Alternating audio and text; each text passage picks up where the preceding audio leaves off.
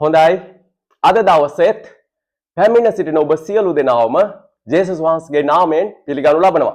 ඒ වගේම මේ වීඩියෝ එක තුලින් දේ වචනය අහන ඔබ සියලු දෙනාමත් ජේසුස් වහන්සේගේ නාමයෙන් පිළිගනු ලබනවා. හොඳයි අදත් විශේෂ පණිවිඩයක් දෙවියන් වහන්සේ මා තුල තැබුවා ඔබට කතා කරන පිණිස. ඔබව ගොඩනගන පිණිස ඔබව දේව වචනය තුල ඔබ තව තවත් දේව වචනය දැනගෙන දේව දරුවෙක් විදිහට ඔබේ ගමන ඉදිරියට යන පිණිස. ඕගොල්ලෝ දන්නවා මේ කාලය පාස්කු කාලය සිහි කරන කාලයනේ ජේසුස් වහන්සේගේ උතුම් පාස්කුව. අපි අද කතා කරන්නට යන්නේ දෙවියන් වහන්සේ මට දුන්නු පණිවිඩය තමයි සැබෑ පාස්කුව. සැබෑ පාස්කුව කියන්නේ මොකක්ද? මේ සැබෑ පාස්කුව තුල ප්‍රධාන කාරණා තුනක් ගැන කතා කරන්නට යනවා. විශේෂ කාරණා තුනක්. බොහෝ ගැඹුරු දේශනාවක්. නමුත් ඕගොල්ලන්ට වෙලාව පැය භාගයක් විනාඩි 40ක් 45ක් ඇතුළත ඉතාමත් කෙටියෙන් කතා කරන්නට යනවා. මොකද බොහෝ අය පාස්කුව කිව්වට හරියට මේ පාස්කුව කියන්නේ මොකක්ද කියලා දන්නේ නැහැ නේ. බොහෝ අය හිතාගෙන ඉන්නේ ඒ කියන්නේ ලෝකාකාරය ඇත්තටම දන්නේ නැහැනේ. ලෝකාකාරය හරියටම දන්නේ නැහැ. පාස්කුව නිකන් ජේසුස් වහන්සේ කුරුස හැම ගහනවා එච්චරයි. එච්චර තමයි දන්නේ පාස්කුව කිව්වහම. හැබැයි කිතුනොත් හරියට මොකක්ද මේ පාස්කුව කියන දේ ගැඹුරු අර්ථය ගැඹුරු පැත්ත හරියට දන්නේ නැහැ. එතකොට අද දෙවියන් වහන්සේ ඔබට ඒ ගැන යම්කිසි දැනුමක් යම්කිසි ඔබගේ ජීවිතයට අදාළ කරගන්න දේවලුත් එක්ක දෙවියන් වහන්සේ ඔබට සැබෑ පාස්කුව සහ ඒකේ විශේෂම ප්‍රධාන කාරණා තුනක් ගැන කතා කරන්නට යනවා.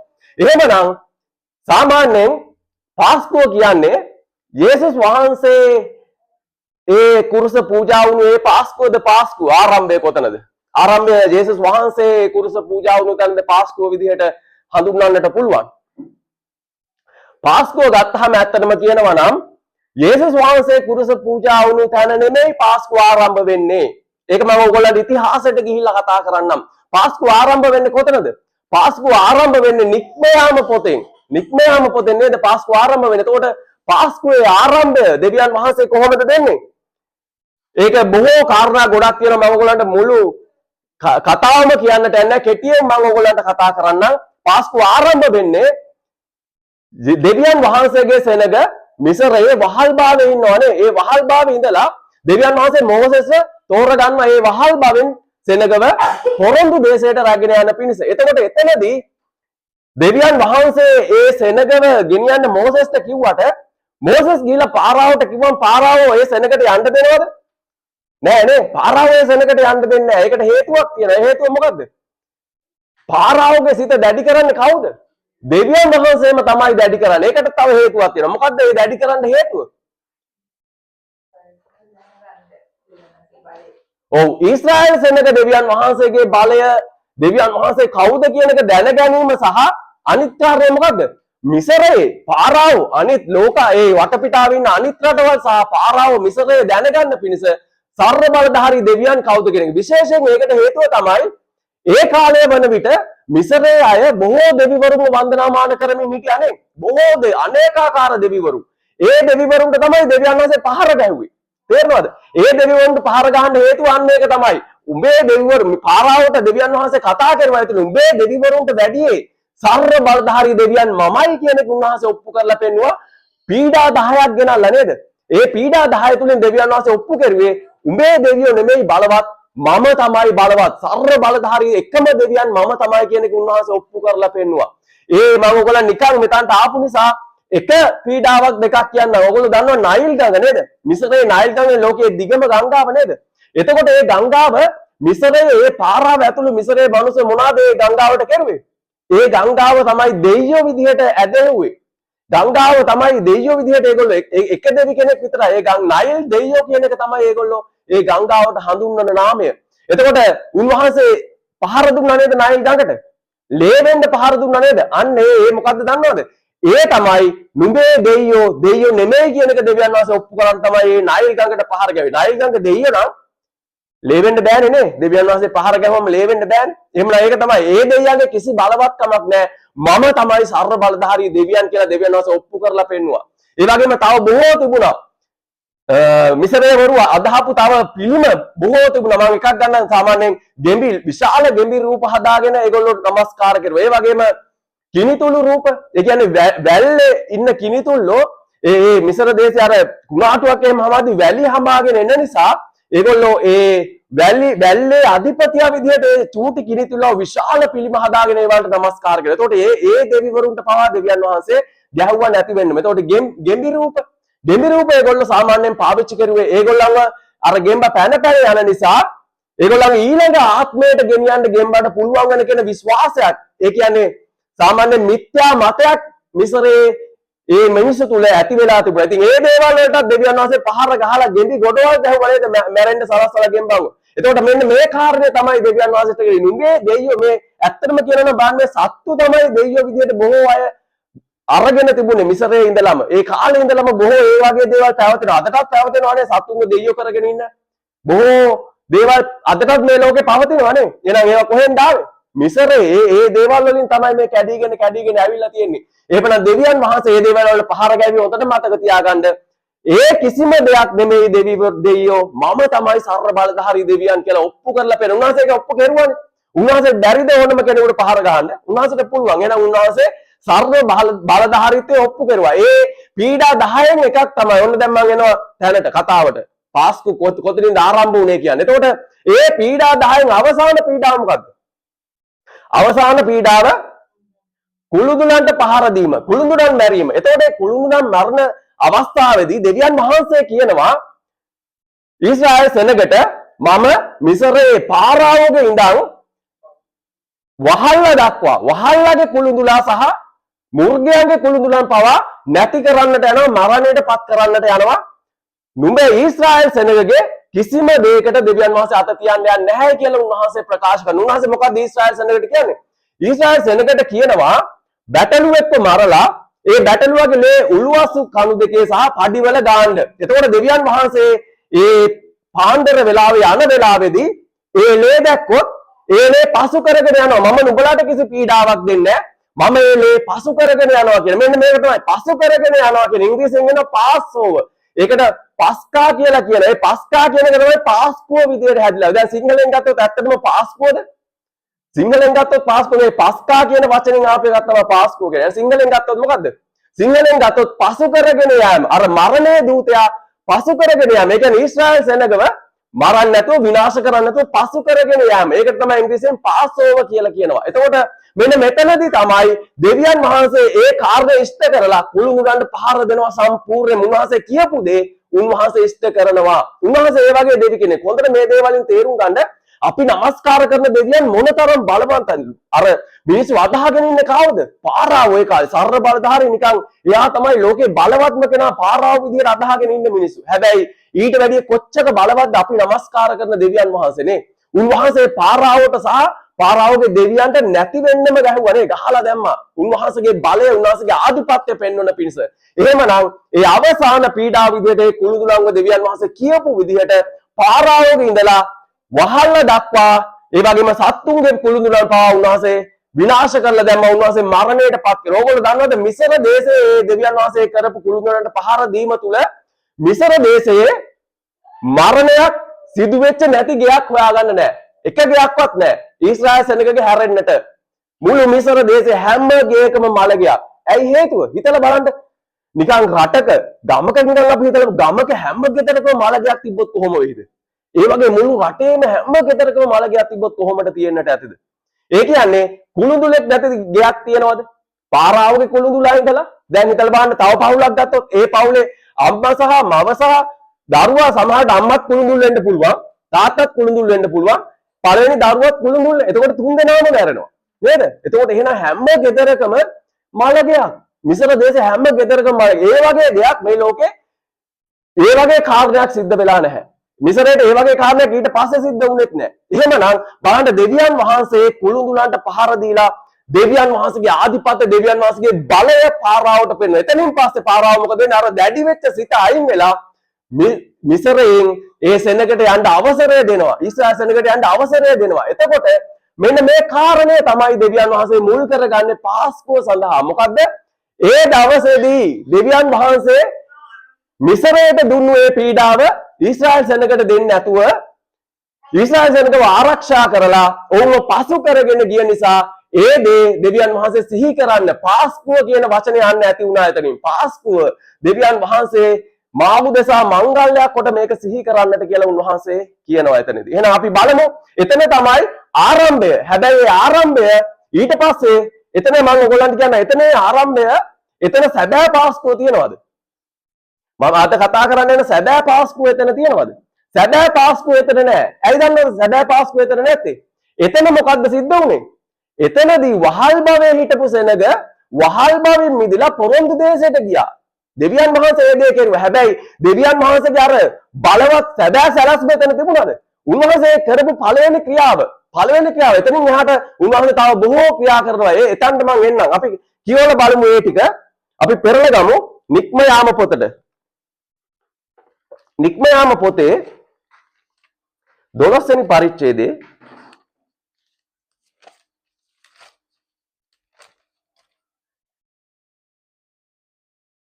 අපි කියවමු 12:13.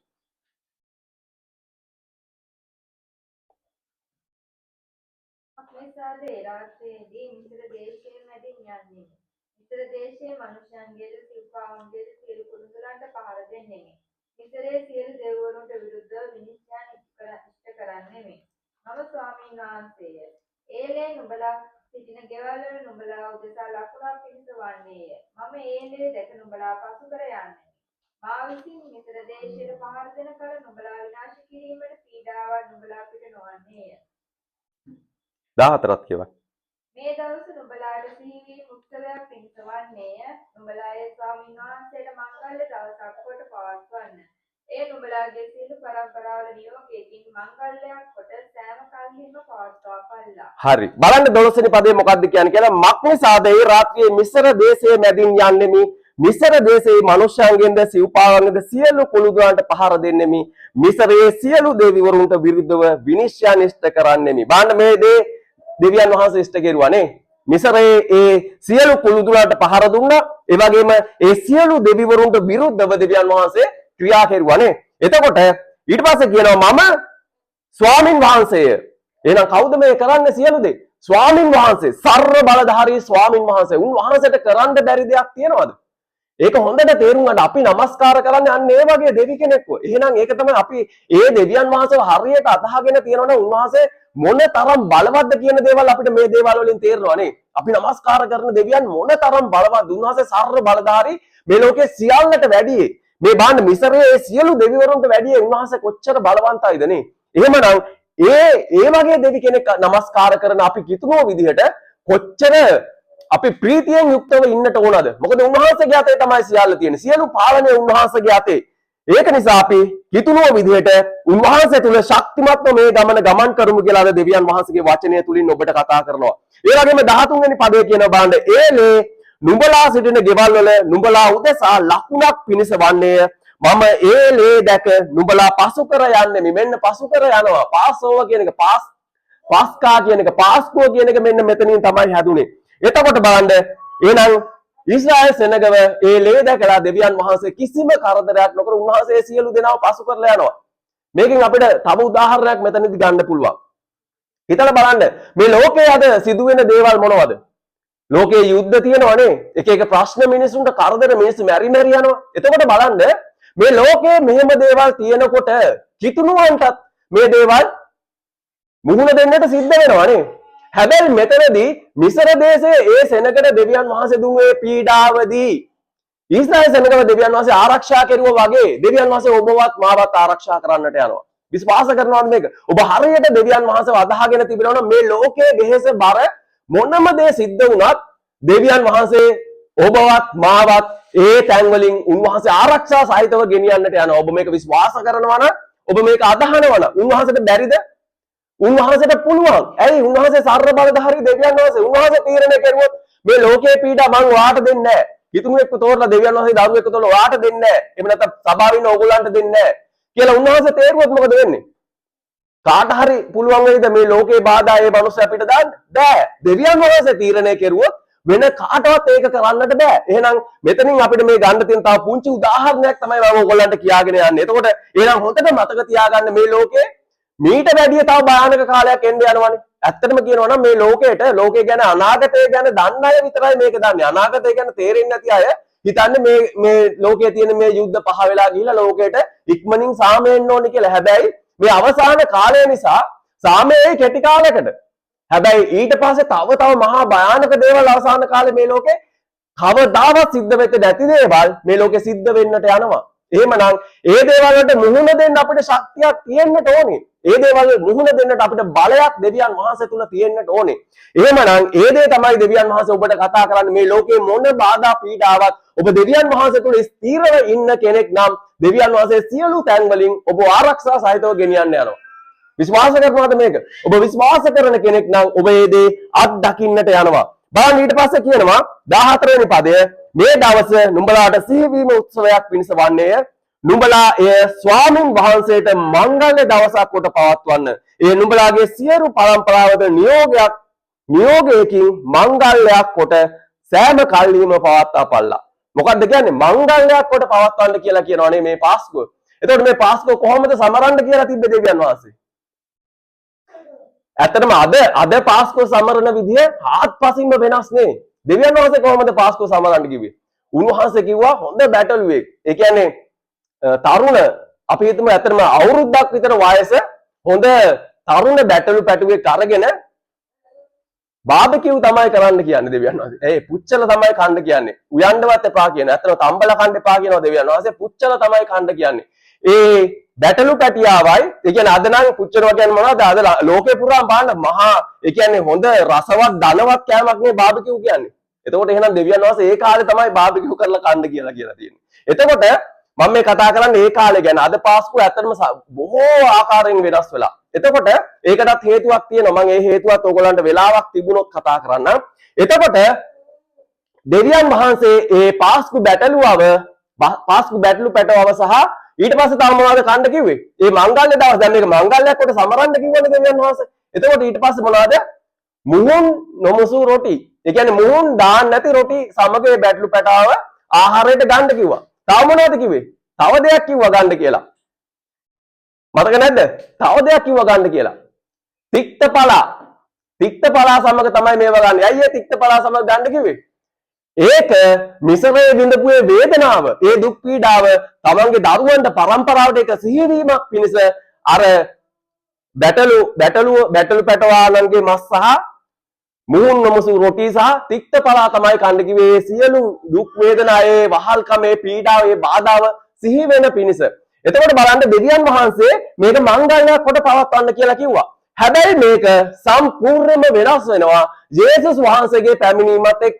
එතකොට බලන්න එන ආරම්භය කොතනද? නික්මයාම පොතේ. හැබැයි ඊට පස්සේ කොච්චර අවුරුදු ගානකට පස්සේද යේසුස් වහන්සේ එන්නේ. බලන්න දෙවියන් වහන්සේගේ සැලැස්ම. උන්වහන්සේට මහා සැලැස්මක් තියෙනවානේ. උන්වහන්සේ ඒ සැලැස්මේ පළවෙනි පියවර තමයි මිසර දේශයෙන් ඊශ්‍රායල් සෙනග පොරොන්දු දේශයට රැගෙන යමින් මේ තැබුවේ. එතකොට උන්වහන්සේ එතනින් අවසාන කරුවද? නැහැ. එතනින් අවසාන කරුවේ නැහැ. මේක උඹලා වර්ෂයක් පාසා සිහි කරපල්ලා කියලා ඊශ්‍රායල් ජනතාවට මෙන්න මංගල්‍යයක් නියෝගයක් කරලා දුන්නා. එතකොට එහෙනම් අන්න ඒ දවසේ තමයි මෙන්න මෙතනදී තමයි යේසුස් වහන්සේ කරපු ඒ උතුම් පූජාව සිහි කරන්නට අපිට අවශ්‍යතාවය පැමිණෙන්නේ. එතකොට අන්නේ පාස්කු දවසේ ඒ පාස්කුව සමරන දවසේදී තමයි යේසුස් වහන්සේ මොනවද වෙන්නේ? යේසුස් වහන්සේ තමයි අර බැටළු පැටවානන් විදිහට පූජාව සිද්ධ වෙන්නේ. එතකොට මම ඔයගොල්ලන්ට ප්‍රධාන කාරණා තුනක් කතා කරනවා කියලා. ඒ ප්‍රධාන කාරණා තුන තමයි දැන් යේසුස් වහන්සේ මේ පොළොවට එන්න හේතුව මොකද්ද? පියාණන් වහන්සේගේ සැලැස්ම දැන් අතරදී මිසරේ ඉන්න සෙනගව ගෙනියලා පාස්කුව දීලා මේක සමරන්න කියලා මංගල්‍යයක් කොට සමරන්න කියලා. ඊට පස්සේ ප්‍රධාන කාරණා තුන මොනවද? ඒ ප්‍රධාන කාරණා තුන තමයි දෙවියන් වහන්සේ දැන් යේසුස් වහන්සේත් එක්ක උන්වහන්සේගේ සැලැස්ම ක්‍රියාත්මක කරලා ඇත්තටම කියනවා නම් ඒක විශ්මිත සැලැස්මක්. ඕගොල්ලන්ට තේරෙයි මේක කතා කරලා අවසානයේ ඒක මොන තරම් විශ්මිත සැලැස්මක්ද කියලා. ඒ සැලැස්ම මේ ලෝකේ කිසිම කෙනෙකුට යක්ෂයාටවත් තේරුන්නේ නැහැ. ඒ තරම් බලවත්, ඒ තරම් ගැඹුරු සැලැස්මක්. ඒ සැලැස්මේ ප්‍රධාන කාරණා තුන තමයි එකක් දෙවියන් වහන්සේත් මනුෂ්‍යයාත් අතර නැවත සම්බන්ධතාවය ඇති කිරීම. ඒ කියන්නේ පාපය නිසා දෙවියන් වහන්සේගෙන් අයින් වෙලා හිටපු සෙනක දෙවියන් වහන්සේ. ඒ කියන්නේ පියාණන් වහන්සේව හඳුනන්නෙම නැහැ. එහෙනම් පියාණන් වහන්සේත් මනුෂ්‍යයාත් අතර නැවත සම්බන්ධතාවය ගොඩනගන පිණිස යේසුස් වහන්සේ මේ පොළොවට ආවා. දෙවෙනි කාරණය, අනිත් කාරණය තමයි පාපය. මනුෂ්‍යයා තුළ මේ ලෝකේ මේ මනුස්ස සංහතිය තුලම තිබුණු ඒ පාපය ජේසුස් වහන්සේගේ කර පිටට අරන් ඒ පාපෙන් නිදහස් කරන පිණිස තමයි අනිත් කාරණය. ඊළඟ කාරණය මොකක්ද? ඊළඟ කාරණය තමයි මේ ලෝකයට දෙවියන් වහන්සේ මනුෂ්‍යයාට ජේසුස් වහන්සේ ඒ තරම් ප්‍රේම කරනවා කියන දේ ඔප්පු කිරීම පිණිස තමන්වම පූජාවක් කරලා ඔප්පු කිරීම. අර පාස්කු බැටළු පැට වාහනන් විදිහට තමන්වම පූජාවක් කරලා ඔප්පු කිරීම තමයි අනිත් කාරණය. එතකොට බලන්න මේ කාරණා තුනම සිද්ධ වෙනවා. මේ කාරණා තුනම මේ පොළොවේදී සිද්ධ වෙනවා. ඒ කාරණා ගැන අපි බලමු. අපි පෙරලා ගමු මතේ පොතට. මතේ පොතේ 27 වෙනි පරිච්ඡේදයේ අපි කියවමු 45 ඉඳලා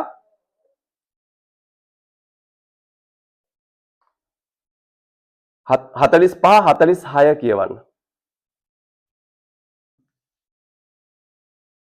සවෙනි පැය පටන් නවවෙනි පැය දක්වා දේශයේ මුළුල්ලේ අන්ධකාරයක් විය. නවවෙනි පැය පමණේදී යේසුස් වහන්සේ ඒලි ඒලි ලාමා සබක්තානි යා මහත් ශබ්දයකින් මොරගැසූසේක. එහි අර්ථය නම් මාගේ දෙවියනි ඔබ මා අත්හැරියේ මක් නිසාද යන්නේ. හරි. බලන්න මේ පාස්කු දවසේදී සිදුවෙන්නේ මොකක්ද කියලා. බලන්න 45 වෙනි පදේ කියනවා සවෙනි පැය පටන් 9 වෙනි පැය දක්වා දේශයේ මුළුල්ලේ අන්ධකාරයක් විය. මේ වෙලාව කොයි වෙලාවද?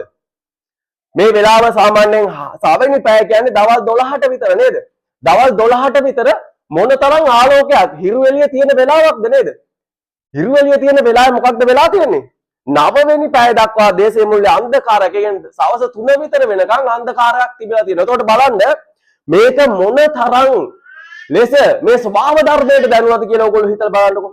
මේ ජේසුස් වහන්සේගේ කුරසපත් වීම මිනිස්යන්ට විතරක් නෙමෙයි දරා ගන්න බැරුව ගියේ.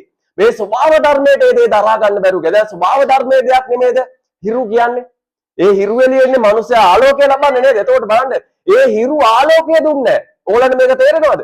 ඒ හිරු ආලෝකය දුන්නේ නැහැ. මේ ජේසුස් වහන්සේව මේ තරම් වද වේදනා විඳලා ඒ කියන්නේ සුභාදහමටවත් ඒ දේ දරා ගන්නට බෑ. මිනිස්සයා වන අපිටවත් ඇත්තටම කියනවා නම් අපි එදා හිටියේ නැති වුණාට යේසුස් වහන්සේගේ කුරසපත් වීම තුල අපිටවත් දරා ගන්න බෑ. හැබැයි මොකක්ද ඒ කාරණය?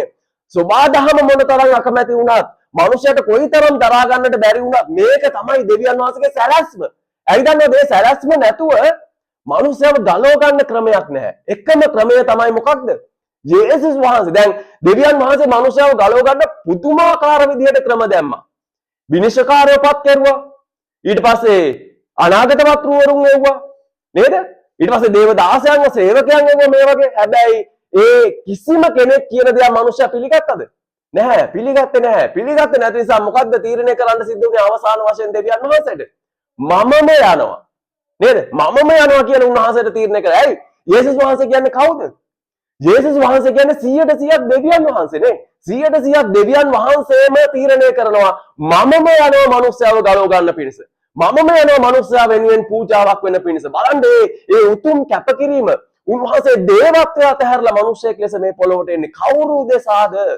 මෙන්න මේක ඔබේ අතුලාන්තයට ගන්න මේ පාස්කු කාලය තුල කවුරු උදෙසාද මේ දේ උන්වහන්සේ කරන්නේ?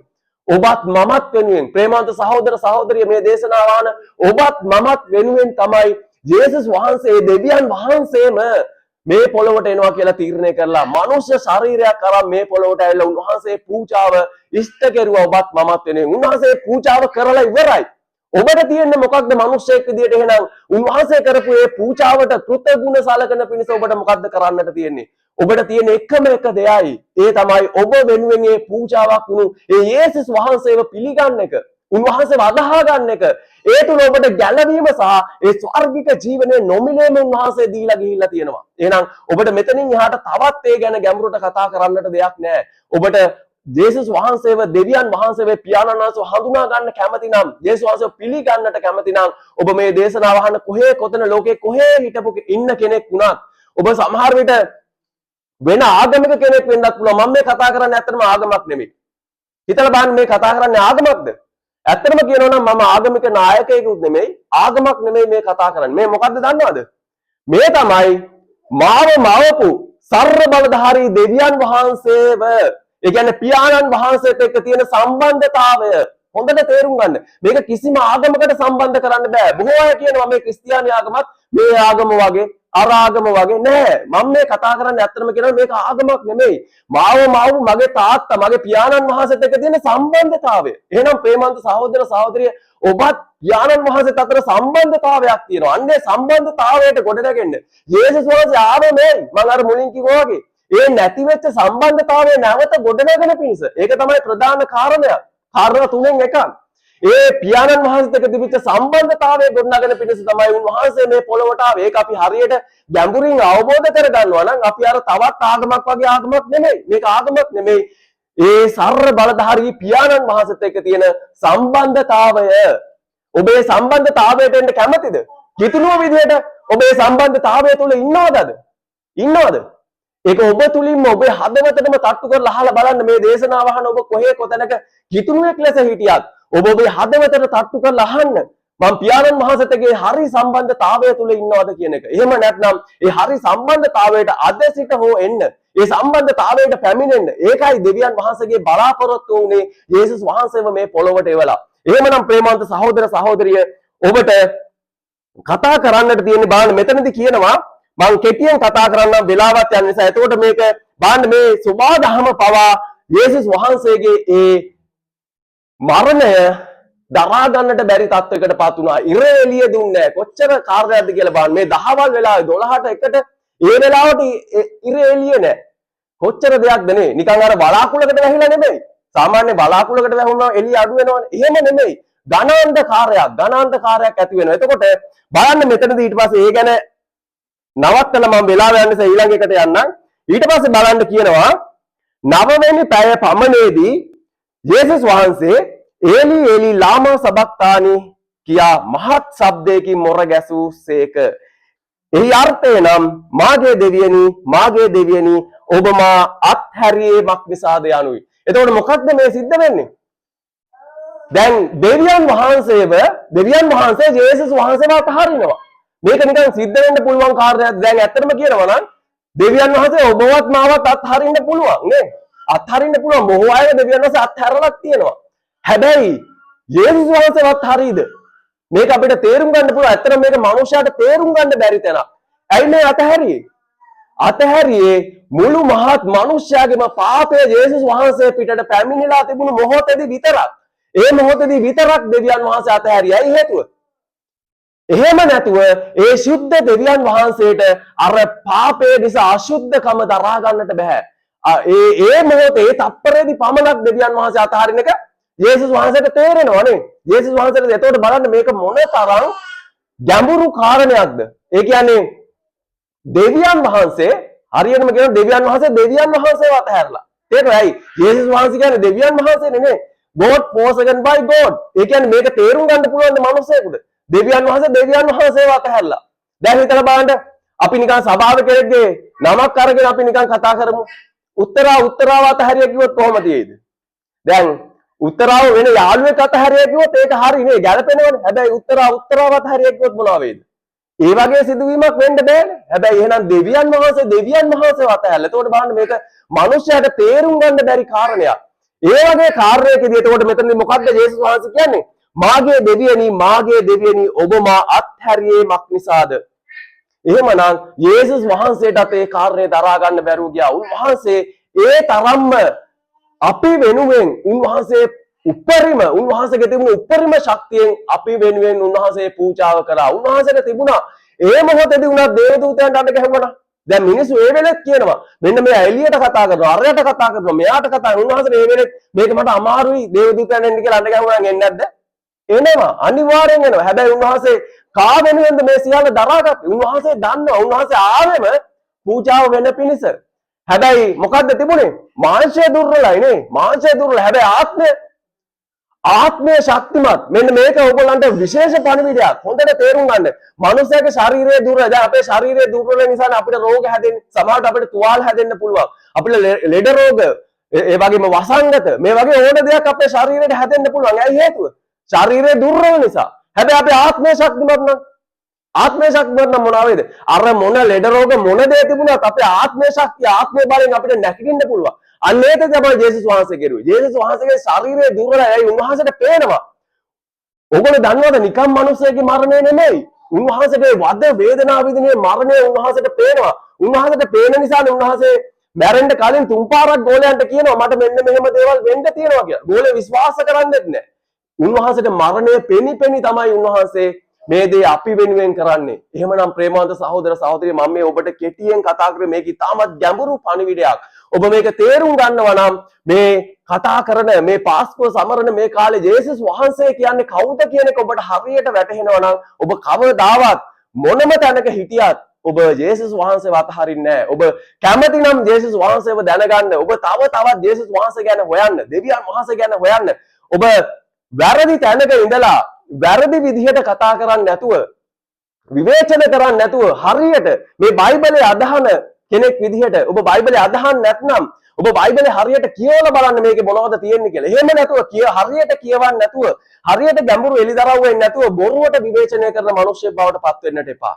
ඔබ හරියට කියවලා එතන වැරදි නම් ඔබට මායත් උනත් කෙලින් ඇවිල්ලා ඔබට කතා කරන්න පුළුවන්. ඔබ මේ කියන දේ මෙන්න මෙතන වැරදිනේ. හැබැයි බයිබලයට අනුව වැරදි නම් මම ඔබ ඕන කෙනෙක් එක්ක කතා කරන්නට සූදානම්. හැබැයි ඔබ බයිබලයේ කියවන්නේ නැතුව මේ වචනේ බොරු ජේසුස් වහන්සේව කුරුසයන ගැහුවේ. දැන් ඔයගොල්ලෝ දන්නවද? ජේසුස් වහන්සේගේ උත්ථානය ගැන බොහෝ අය බොහෝ විදිහට කතා කරනවා. ඇයි හේතුව? වචනේ දන්නේ නැහැ. එලිදරව් වෙලා නැහැ. ජේසුස් වහන්සේ උත්ථානෙ නැහැ කියනවා බොහෝ අය. ඒක බයිබලයෙන් මම ඔයගොල්ලන්ට අද උත්ථානය ගැන කතා කරන්නේ නැහැ.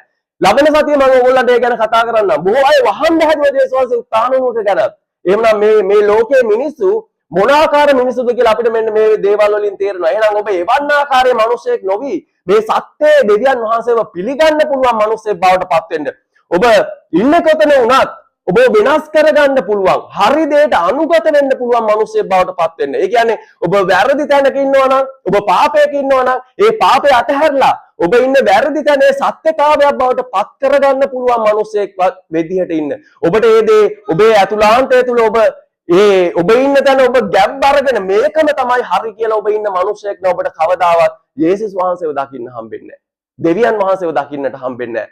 ඔබ මොන වගේ පුද්ගලෙක් වුණොත්ද ඔබට දෙවියන් වහන්සේව යේසුස් වහන්සේව දකින්නට පුළුවන් වෙන්නේ? ඔබ නම්බේශීලී පුද්ගලයෙක් බවට පත් විය යුතුයි. එහෙම වුණොත් ඔබ දෙවියන් වහන්සේව දකින්නට යනවා, යේසුස් වහන්සේව දකින්නට යනවා. එතකොට බලන්න මෙතනදී යේසුස් වහන්සේව දෙවියන් වහන්සේ අත්හරින්නට හේතුව තමයි ඔබත් මමත්. තේරෙනවද? ඔබත් මමත් ඔබෙත් මගේ පාපය නිසා තමයි උන්වහන්සේව දෙවියන් වහන්සේ අතහැරියේ. එහෙමනම් බලන්න ප්‍රේමවන්ත සහෝදර සහෝදරිය ඔබත් මමත් වෙනුවෙන් ජේසුස් වහන්සේ මොන තරම් පීඩාවක් වුණාද, මොන තරම් උන්වහන්සේ උතුම් පූජාවක් කෙරුවද අපි වෙනුවෙන්. එතකොට මම ඔයගලන්ට මේ කාරණා තුන කියන්නම්. බලන්න වෙලා නැති නිසා මම්ම කියවන්නම්. ඉතුරු තව පද ටිකක් තියෙනවා. බලන්න 50 වෙනි පදයේ කියනවා යේසුස් වහන්සේ නැවතත් මහත් ශබ්දයකින් හඬ නගා ආත්මය හලසේක. මෙන්න බලන්න. මෙන්න පාස්කුවේ උන්වහන්සේ ඉෂ්ට කෙරුවානේ. උන්වහන්සේට දුන්නු කාර්යය උන්වහන්සේ ඉෂ්ට කළා. මොකද්ද? ආත්මය දෙවියන් පියාණන් වහන්සේට නැවත බාර දුන්නා. උන්වහන්සේ ආත්මය හෙළුවා අපි වෙනුවෙන්. බලන්න උන්වහන්සේගේ ශරීරය විතරක් නෙමෙයි නේ. ශරීරය විතරක් නෙමෙයි ආත්මය පියාණන් වහන්සේට උන්වහන්සේ බාර දුන්නා. එහෙනම් උන්වහන්සේ පාස්කුව සම්පූර්ණ කෙරුවා. මෙන්න සැබෑ පාස්කුව උන්වහන්සේ පාස්කුව බැටළුවා විදිහට ඒ පාස්කුව සම්පූර්ණ කෙරුවා. උන්වහන්සේගේ ආත්මය දෙවියන් වහන්සේට ඔප්පු කරලා. එහෙමනම් බලන්න අර කාරණා තුනේ එකක්. මම මුලින් කිව්වා නේද ඔයගලන්ට ප්‍රධාන කාරණා තුනක් තියෙනවා. ඒ ප්‍රධාන කාරණා තුනෙන් උන්වහන්සේව ඔප්පු කරන එක මෙන්න ඔප්පු කරලා ඉවරයි. ඊළඟට බලන්න. ඊළඟට කියනවා 51 වෙනි පදය බලව දේවමාලිගාවේ තිරය ඉහළ පටන් පහළට දෙකඩව ඉරුණේය. මෙන්න දෙවෙනි ඊළඟ කාරණය සම්පූර්ණ. මොකක්ද ඊළඟ කාරණය? දේවමාලිගාවේ තිරය. දැන් ඔයගොල්ලන්ට මේ පිටුපසින් පේනවද දන්නේ මේ තිරය. ඇත්තටම මේ තිරය සාමාන්‍ය මීට වැඩිය විශාලව දේවමාලිගාවේ තිරය තිබුණා. නමුත් මේ තිරය ගැන අපි නිකන් කතා කරුවොත් මේ තිරේ ඉහළ ඉඳන් පහළට ඉරෙන්න පුළුවන්ද? මොනවාම හරි කාරණයක් නිසා. සාමාන්‍යයෙන් එහෙම ඉරෙන්නේ නැහැ. නිකන් කොහොම හරි දෙයක් ඉරෙනවා නම් කොහොමද ඉරෙන්නේ? යට ඉඳන් උඩට ඉරෙන්නේ. උඩ ඉඳලා යටට ඉරෙන්න අඩු. ඒක කලාතුරකින් වෙන සිදුවීමක්. එහෙම සිදු වෙන්නෙම නැහැ. යට ඉඳන් උඩට ඉරෙන්න පුළුවන්. හැබැයි තිරේ ඉරෙන්නේ කොහොමද? තිරේ ඉරෙන්නේ උඩ ඉඳලා පහළට. එහෙමනම් බලන්න මෙතනදී මේ මොකද්ද සිද්ධ වෙන්නේ? මම ඒක ඔයගොල්ලන්ට මේක විශේෂයෙන් කතා කරන්නේ. අන්න අර ඉස්සල්ලා කියපු කාරණාවලින් මම එකක්ව දැන් පූජා වීම පූජා වුණා. ආත්මය පියාණන් වහන්සේට බාර දුන්නා. මෙන්න දෙවෙනි ඊළඟ කාරණය. ඊළඟ කාරණේදී මොකද්ද මෙතන සිද්ධ වෙන්නේ? මේ තිරය ඉහළ පටන් පහළට ඉරණවත් සමගම අර පියාණන් වහන්සේට මනුෂ්‍යත් එක්ක තිබුණු නැති වෙලා තිබුණු සම්බන්ධතාවය මෙන්න විවෘත වෙන තිරය ඉරණවත් සමගම මොකද්ද? පියාණන් දැන් දේව මාලිගාව තුල මම ඔයගලන් මේ කාර්යය මීට ඉස්සලත් කියලා තියෙන නිසා කෙටියෙන් කියන්න දේව මාලිගාවේ සුද්ධස්ථානය අතිසුද්ධස්ථානය කියලා කොටස් දෙකක් තිබුණා. ඒ අතිසුද්ධස්ථානයට විතරයි ඒ වෙනකොට දෙවියන් වහන්සේගේ අභිමුඛය උන්වහන්සේ රැගෙන ආවේ. සුද්ධස්ථානය තමයි උන්වහන්සේගේ පූජකයෝ සේවය කෙරුවේ. එතකොට ඒ අතිසුද්ධස්ථානයටත් සුද්ධස්ථානයටත් මැද්ද තමයි අර තිරය දාලා තිබ්බේ වෙන් වෙලා. එතකොට මේ වෙන් වෙලා තිබ්බ නිසා මොකද මේ වෙන් වෙන්නත් හේතුව?